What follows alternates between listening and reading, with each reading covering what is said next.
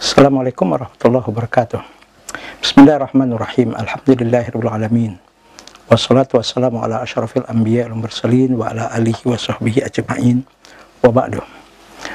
Muslimin dan muslimat yang dimuliakan oleh Allah Subhanahu wa taala.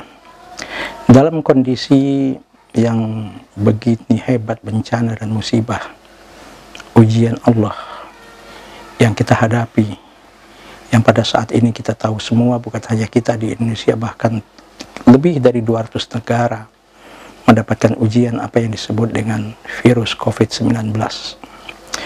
Namun mari sama-sama kita renungkan apa yang difirmankan oleh Allah Subhanahu wa taala dalam surat Ali Imran ayat 200, yaitu ayat yang terakhir. Bagaimana solusi yang ditawarkan oleh Allah Subhanahu wa taala dalam menghadapi berbagai macam kesulitan hidup. Di situ Allah Subhanahu wa taala mengatakan, ya ayyuhalladzina amanu sabiru wasabiru warabitu wattaqullaha la'allakum tuflihun. Usikum wa nafsi wa iyaya bittaqwallah. Secara ringkas di sini Allah katakan, ya ayyuhalladzina amanu, wahai hamba-hambaku yang beriman, kata Allah. Isbiru, sabarlah kalian wahai hamba-hambaku. Wasabiru, dan saling mengedepankan kesabaranlah kalian. Jangan kedepankan emosi, jangan kedepankan ego masing-masing dalam menghadapi berbagai macam persoalan ini. Warabitu, bersinergilah kalian, bersatulah kalian, jangan bercerai-berai. Jangan saling menjelekkan, jangan saling menjatuhkan. Tapi juga jangan lupa wattaqullah, senantiasalah engkau menjadi hamba-hamba Allah yang bertakwa kepada Allah. Apa kabar gembira yang Allah berikan? La'allakum tuflihun, kata Allah.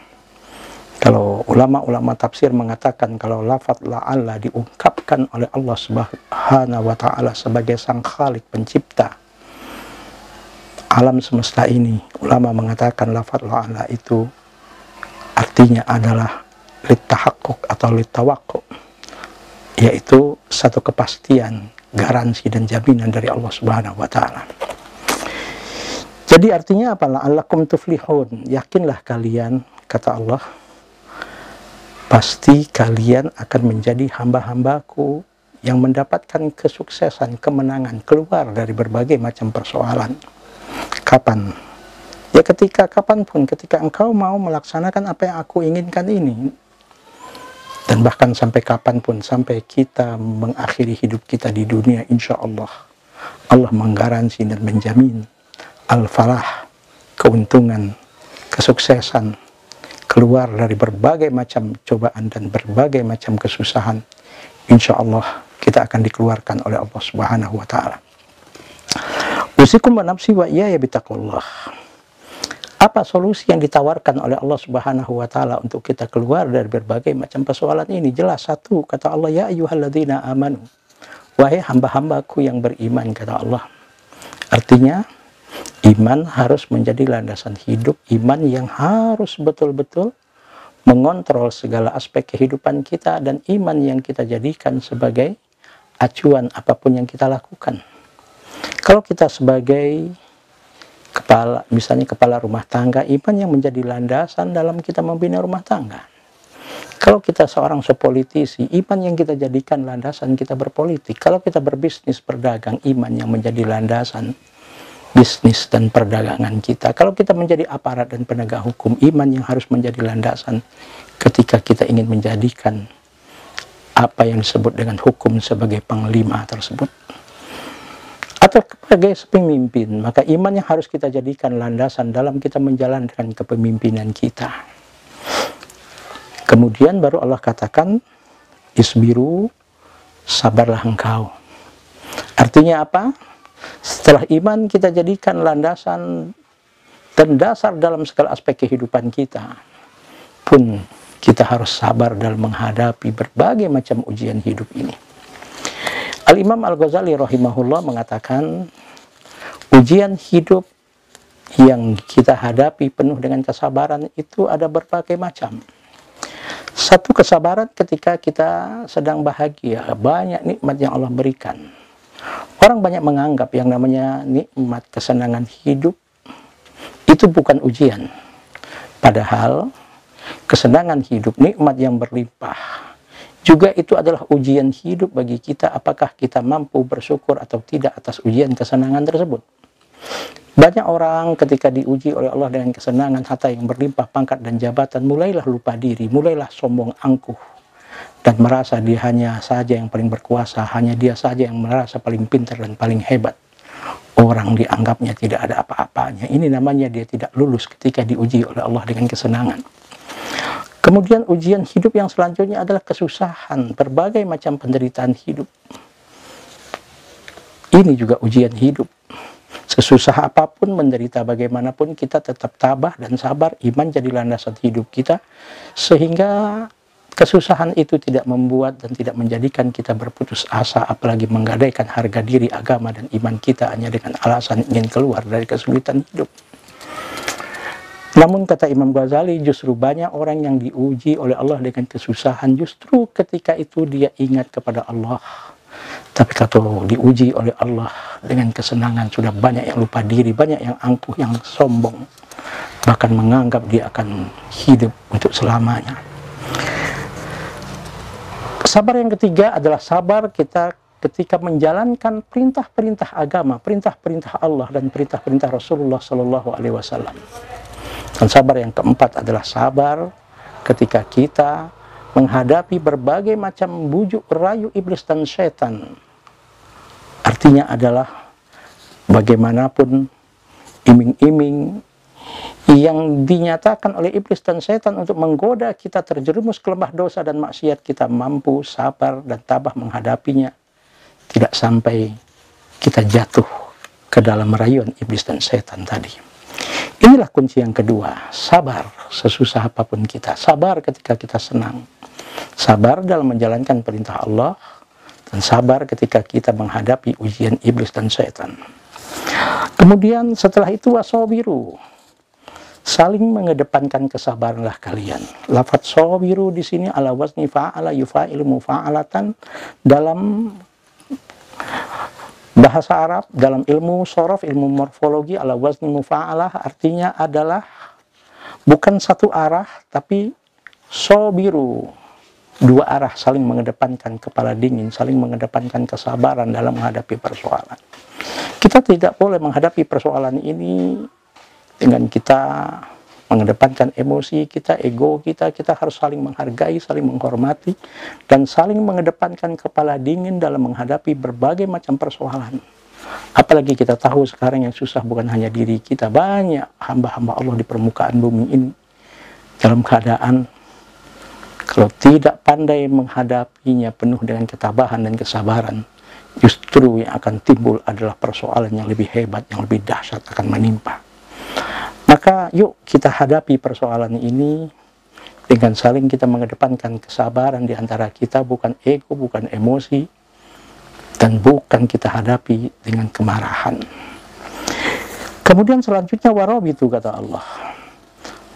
Bersatu padulah kalian, bersinergilah kalian, jangan jalan sendiri-sendiri. Mari kita lihat persoalan di masyarakat sekarang banyak sekali, yuk mari sama-sama. Yang punya ilmu, mari kita bersinergi dengan ilmu kita, kita selesaikan persoalan ini dengan ilmu, kepandaian, keintelektualan, kecerdasan yang ada pada kita. Jangan hanya pandai mencari kesalahan orang.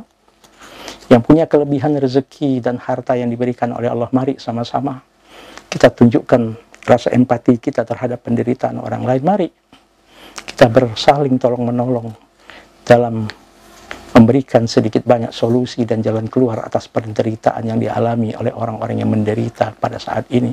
Apalagi kita lihat sekarang akibat krisis apa yang disebut dengan ujian hidup, yaitu virus COVID-19 ini. Mari sama-sama, kita tidak bisa sendiri-sendiri, kita bersatu padu. Bil ittihadi quwwatun wa bit tafarruqi dha'fun. Dengan kita bersinergi, bersatu padu, insya Allah dengan segala kekuatan yang kita miliki, kita hadapi persoalan ini bersama-sama. Insya Allah di situ kita punya kekuatan, punya power yang mudah-mudahan bisa menyelesaikan persoalan yang sedang dihadapi. Tapi kalau kita bercerai-berai, jalan sendiri-sendiri, rasanya sulit kita akan bisa menyelesaikan persoalan ini. Maka Misalnya kita lihat tim medis berusaha dengan segala tenaga yang dimiliki mereka terdepan dalam menghadapi bahaya COVID ini, bahkan bukan hanya mereka, bahkan mereka sampai mengorbankan jiwa raga mereka. Banyak yang mati, banyak yang meninggal dunia karena virus ini di antara para tim medis dan tenaga-tenaga yang lain. Kita doakan mudah-mudahan apa yang dilakukan mereka menjadi ibadah dan menjadi kebaikan yang diterima oleh Allah, dan mereka syuhada semua di hadapan Allah. Yang masih ada kita berikan kekuatan, kita berikan doa dan dukungan kepada mereka untuk kita mentaati, untuk kita betul-betul menjalankan disiplin seperti apa yang sudah dijelaskan, yang sudah banyak diberitahu kepada kita. Usikum wa nafsi wa iyaya bitaqwallah. Kemudian wattaqullah, jangan lupa untuk kita selalu bertakwa kepada Allah Subhanahu wa taala. Takwa dalam arti yang utuh, takwa dalam arti yang sebenarnya. Secara bahasa kata takwa, asal kata waqa yaqi wiqayatan, kalau kita lihat dari ukur kata, akar katanya. Takwa artinya adalah menjaga, memelihara, mengantisipasi dan memprotek segala apapun anugerah dan segala apapun nikmat yang Allah berikan kepada kita. Yuk kita jaga. Jangan sampai kita manfaatkan dan kita gunakan segala potensi yang Allah berikan itu di jalan dosa, maksiat, dan kemungkaran. Allah berikan kepada kita kecerdasan otak. Kecerdasan otak kita ini kita jaga, jangan sampai kita gunakan untuk melakukan hal-hal yang dimurkai oleh Allah.